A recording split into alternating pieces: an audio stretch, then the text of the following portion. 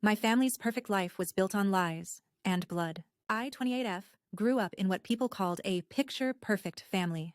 My parents were the type everyone admired. My mom, graceful and poised. My dad, a successful doctor. My younger brother, Daniel, 26M, and I never wanted for anything. But there was one rule. Never go into the basement. That door was always locked. Always. I asked once when I was 12. My mom's face went pale. She just whispered, "Never. That's not for you." Life moved on. I moved out. But last week my parents were in a car accident.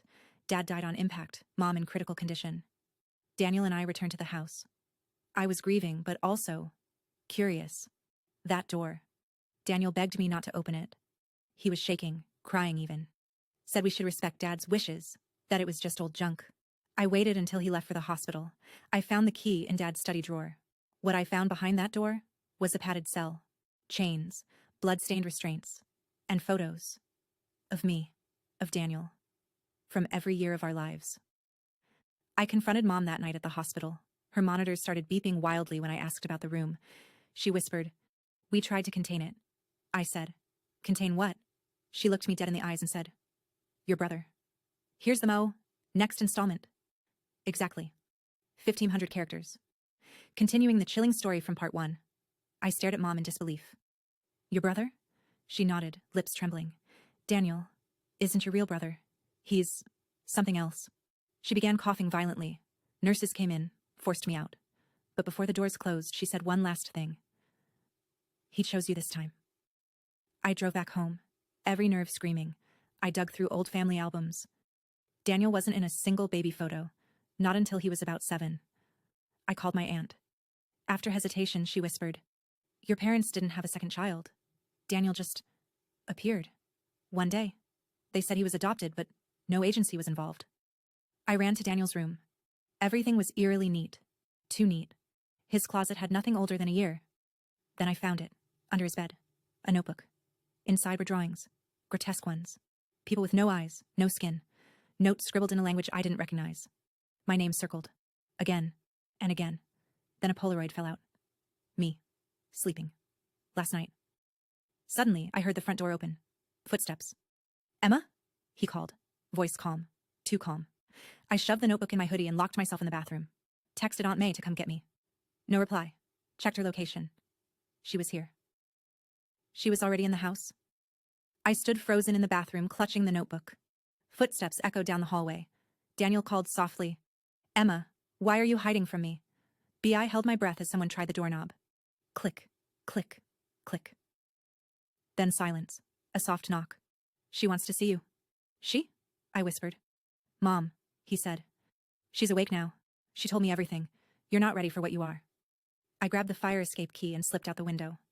I ran through the woods behind our house, the only place I felt safe as a kid. My flashlight flickered, then died. But I knew the path by memory.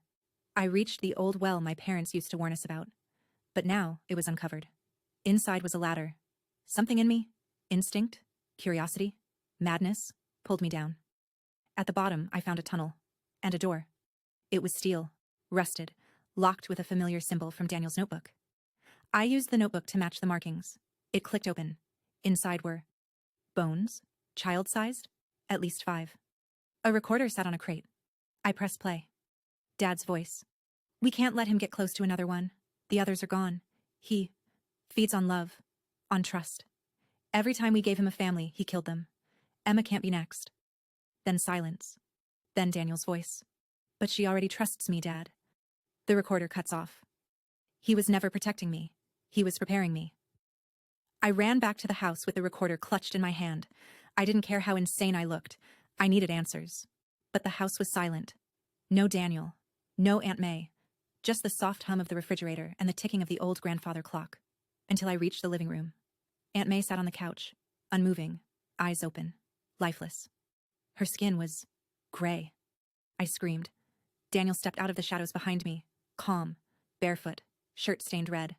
"She wouldn't stop lying," he said, voice soft. "She tried to keep us apart." I backed away, heart racing. "We're not siblings. You killed people. You're a monster." He tilted his head. "No, Emma, I'm the lock.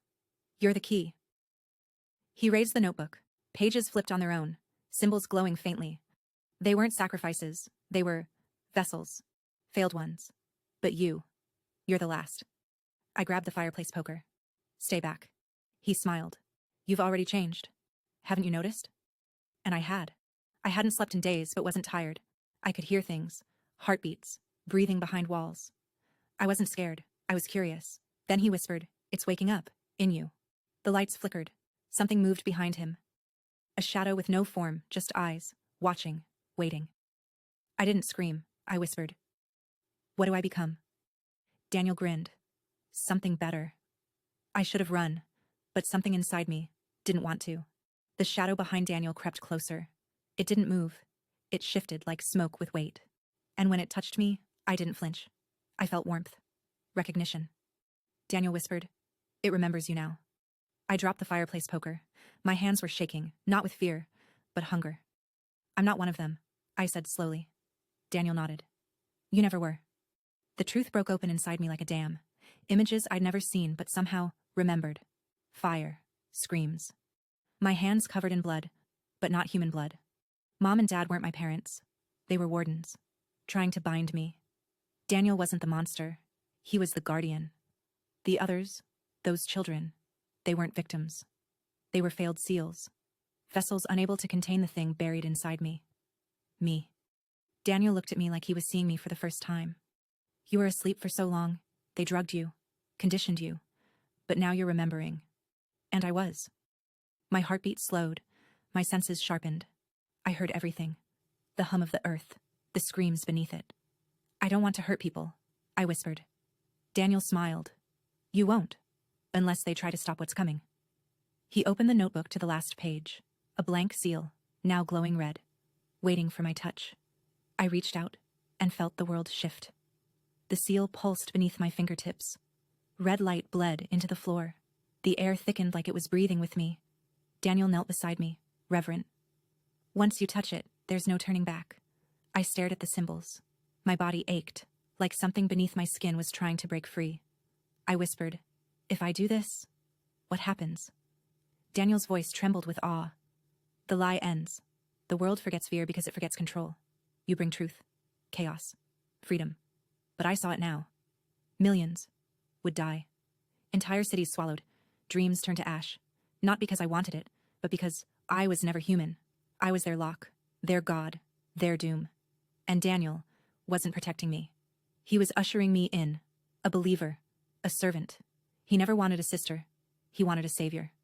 My memories returned like fire, how they worshipped me in another age, how they sealed me, bound me to a human life, hoping I'd forget.